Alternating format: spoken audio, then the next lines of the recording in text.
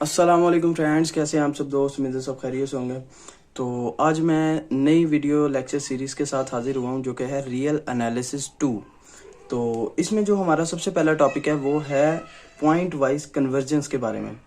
तो point wise convergence की जो डेफिनेशन लिखी गई है फॉर्मली, वो लिखा है कि suppose that function F N is a sequence of function on D and blah blah blah blah. यानी कि बच्चों को इतनी इजीली समझ नहीं लगती।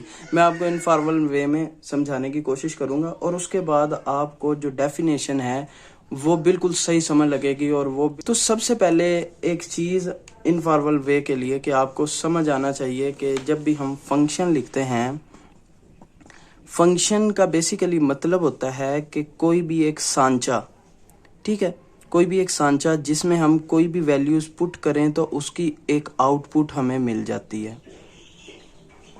आउटपुट एक मिल जाती है। फंक्शन बेसिकली एक सांचा होता है जिसमें हम जितनी चीज़ डालें और उसके हिसाब से हमें वो चीज़ मिलती रहे। जैसे कि फंक्शन है x+1, तो इसमें हम x की जगह पे मुख्तलिफ वैल्यूज पुट करेंगे तो हमारा आंसर जो है ना हमें 2, 3, 4 अप टू सो ऑन मिलता रहेगा। ठीक है, जो भी वैल्यूज पुट करेंगे हम इसके अंदर, यानी कि अगर नेचुरल नंबर्स की बात कर रहा हूँ मैं, 1, 2, 3, 4। अगर रियल नंबर्स पुट करेंगे तो हमारा आंसर माइनस में भी जा सकता है। ये बेसिकली होता है फंक्शन। अब नेक्स्ट थिंग जो है, ये तो आपको समझ लगी फंक्शन क्या होता है। अब मैंने एक फंक्शन लिया है किसी भी एक सेट का, सेट में से एक फंक्शन लिया है जो कि इसको सेटिस्फाई कर रहा है, सीक्वेंस ऑफ फंक्शन। ठीक है, ये हमारा डी है और इसके अंदर हमने ये फंक्शन ले लिया, लेट्स सपोज x²+1 या जो भी है xyz। ठीक है, ये हमने इसमें एक फंक्शन लिया। अब इस फंक्शन के अंदर मैं x की डिफरेंट वैल्यूज जो पुट करता हूँ और रियल नंबर्स, तो वो सारी की सारी वैल्यूज हमें किसी एक सबसेट ऑफ डी के अंदर दिखाई देती हैं कि सबका आंसर ऑलमोस्ट इसके अंदर लाई कर रहा है। और ये सारी की सारी किसी एक पॉइंट की तरफ जाती हुई नजर आएंगी, कन्वर्ज करती हुई नजर आएंगी। ये फंक्शन की जैसे कि मैं वैल्यू पुट करता हूँ, 1/n फंक्शन लेता हूँ, तो इसके अंदर मैं वैल्यूज पुट करता हूँ n की, तो ये मुझे 0 की तरफ जाते हुए दिखाई देती है। लेकिन अगर ये फंक्शन जो है लाई कर रहा हो किसी भी सेट के अंदर जो कि D, let's suppose natural number का सेट है, यानी कि 1, 2, 3, 4 अप टू सो ऑन। ठीक है, तो उसके अंदर मैं ये डिफरेंट वैल्यूज पुट करता हूँ। उसका आंसर मेरे पास लेट्स सपोज पहली का आंसर आया है 10, दूसरी का आया है 10.1, दूसरी उसके बाद 10.2 अप टू सो ऑन। यानी कि मैं मैक्सिमम वैल्यू इसकी n इन्फिनिटी पुट करता हूँ तो मेरा आंसर 11 तक ही रहे, 11 से ऊपर ना जाए। तो वो मैं कहूँगा कि ये सारा का सारा पॉइंट वाइज कन्वर्जेंस है इस पॉइंट पे।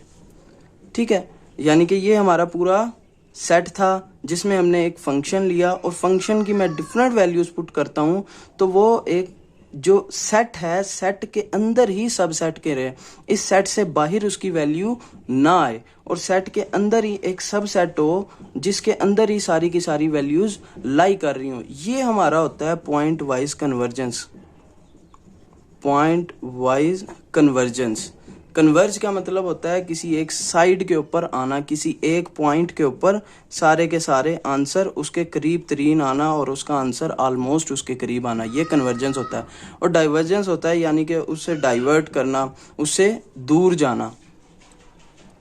तो अब फॉर्मल वे में डेफिनेशन जो लिखी हुई है वो देख लेते हैं। Suppose that F N is a sequence of function. अच्छा, तो लिखी हुई है कि suppose that F N is a sequence of function on D and the sequence of values F N X. यानी कि एक फंक्शन हमने ले लिया जो कि ये था और उसके बाद उसने वो किस में था, वो डी में था, and the sequence of values F N X, जो कि उसके अंदर सीक्वेंस ऑफ वैल्यूज हमने पुट किए हैं एक्स की जगह पे 1, 2, 3, 4 up to so on in subset S that way F N converges to on S. यानी कि सारे के सारे जो आंसर आ रहे हैं वो कन्वर्ज कर रहे हैं इसके सब सेट, इसको मैंने नाम नहीं दिया था, इसको एस कह देते हैं।